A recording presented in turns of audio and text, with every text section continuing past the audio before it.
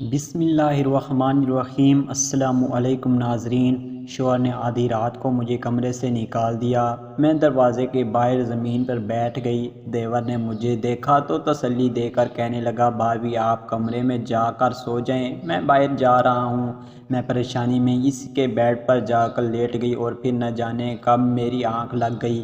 صبح آنکھ کھلی تو میرے ہوش اڑ گئے اس رات۔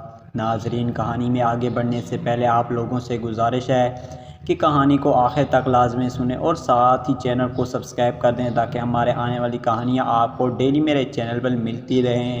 تو چلو شروع کرتے ہیں کہانی۔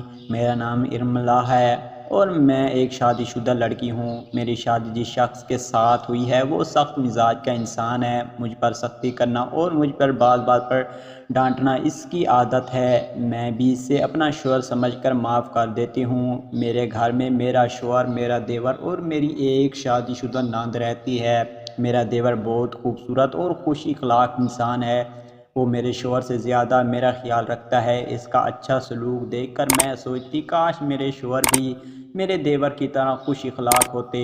3 ماہ سے میری نند اپنے شوہر سے طلاق لے رہی تھی۔ تبھی میرا شوہر مجھے اپنی نند کا خیال رکھنا کو کہتا۔ میں اس کا خیال بھی رکھتی مگر وہ زیادہ تر خود کو کمرے میں بند رکھتی تھی۔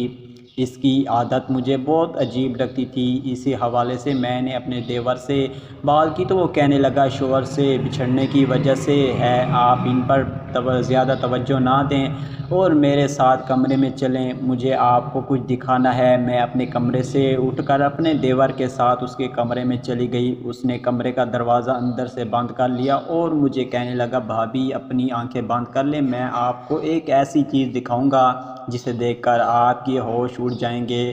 اپنے دیور کے کہنے پر میں نے اپنی آنکھیں بند کر لی۔ اس نے جیسے ہی میرے ہاتھ میں کچھ نرم سا تھمایا، اس سے پہلے میں اپنی آنکھیں ہی کھول کر دیکھتی، کوئی بے دردی سے دروازہ کھٹکھٹانے لگا۔ میرے دیور نے فوراً وہ چیز میرے ہاتھ سے اٹھا کر واپس اپنے پاس رکھ دی اور دروازہ کھولا۔ سامنے میرا شوہر کھڑا تھا اور ہم دونوں کو کسی اور ہی نگاہوں سے دیکھ رہا تھا۔ دروازہ کیوں بند کیا تھا تم نے اندر سے؟ انہوں نے سخت لہجے میں پوچھا۔ میں میرا دیور لڑکھڑاتے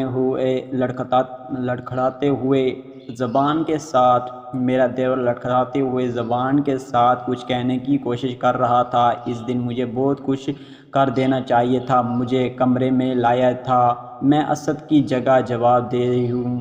ایسے کون سی گفتگو کے تبادلے ہو رہے ہیں تم دیور بھابھی کے درمیان؟ ذرا مجھے بھی دکھائیں۔ وہ کمرے میں داخل ہو کر انداز میں بولے، وہ شاید کچھ اور ہی سمجھ رہے تھے۔ یہ دیکھ لیں بھائی، یہ گفٹ دے رہا تھا اور کمرہ بند کیا تھا تاکہ آپ نہ دیکھ سکو۔ اس دن میرے شوہر کو ایک گھڑی کا ڈبہ دکھاتے ہوئے بولا، مگر اس نرم چیز میرے ہاتھ پر کچھ نرم چیز رکھی تھی، وہ ڈبہ نہیں تھا۔ میرے شوہر اس ڈبے کو دیکھ کر شرمندہ ہو گئے اور وہاں سے چلے گئے۔ میں بھی ان کے پیچھے چلی گئی۔ اگر اسد کے پاس رک کر اسے ڈبے کے بارے میں کچھ پوچھتی تو وہ مزید برہم مچا دیتے۔ خرم، اس کے سامنے ہر بار ایسی بات کر دیتے ہو جس کے بعد میں اس سے منہ چھپاتی پھرتی ہوں۔ میں نے سخت انداز میں پوچھا، خبردار جو آج کے بعد میں نے تمہیں میاں صاحب کے کمرے میں دیکھا ورنہ میں بہت برا حال کروں گا تمہارا۔ شوہر نے مجھے دھمکی دیتے ہوئے کہا۔ میں روتے ہوئے کمرے سے نکل کر چھت پر چلی گئی اور وہاں بیٹھ کر رونے لگی۔ دیور اس چھت پر والے کمرے پر رہتے تھے۔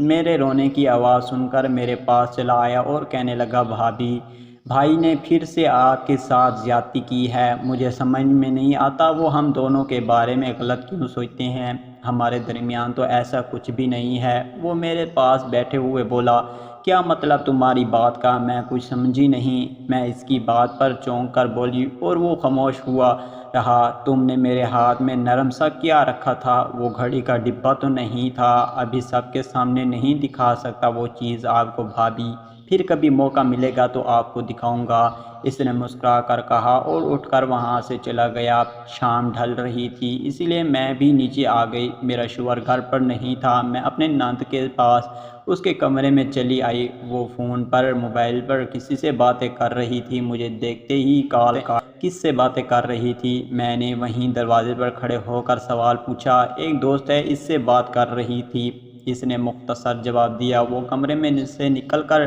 آئی، آپ ہر وقت خود کو کمرے میں بند کیوں رکھتی ہیں؟ کمرے سے آگے بھی جہاں ہے موجود ہے کمرے سے آگے بھی جہاں موجود ہے۔ آپ کا سابقہ شوہر کو بھول کر نئی زندگی کا آغاز کریں۔ میں نے ان سے ہمدردی جتاتے ہوئے کہا، مگر وہ برا مان گئی اور کہنے لگی، تم مجھ سے کچھ نہ کہو، میری مرضی ہے، تمہاری طرح تیز نہیں ہوں جو شوہر اور دیور دونوں کو قبول کرنا چاہتی ہوں۔ اپنی ناند کی یہ بات سن کر میرا سر گھوم گیا۔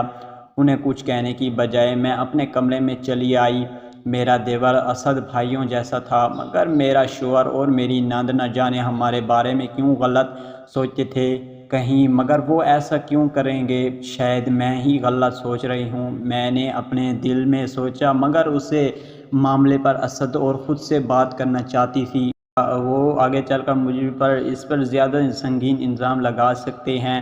میں اپنے شوہر کی واپسی کا انتظار کرنے لگی۔ وہ ابھی تک گھر واپس نہیں آئے تھے۔ میں دیور صاحب کے کمرے میں جانے لگی، مگر میری لگائے گئے الزامات نے میرے قدم دروازے کے پاس ہی روک دیے۔ اسد کمرے سے باہر آ کر میری بات سنو۔ وہ اپنے بیڈ پر لیٹا تھا۔ جب میں نے اسے آواز دی کہ کر باہر آنے کو کہا، میرے بلانے پر وہ فوراً کمرے سے باہر آیا اور کہنے لگا، کیا ہوا بھابھی، آپ پریشان لگ رہی ہیں؟ مجھے تم سے ضروری بات کرنی ہے، میرے ساتھ میں صحن میں بیٹھو۔ میں نے اسے باہر آنے کو کہا، صحن میں گرمی ہے بھابھی، کمرے میں آ جائیں، وہیں پر بیٹھ کر بات کرتے ہیں۔ اس کے کہنے پر میں اس کے ساتھ کمرے میں چلی آئی اور اس سے سارا سچ بتا دیا کہ اس کی بہن ہمارے بارے میں کیا بات کر رہی ہے۔ بھابھی، آپ کی سوچ ہی خراب ہے، اسی وجہ سے ان کے شوہر نے ان کو طلاق دے دی۔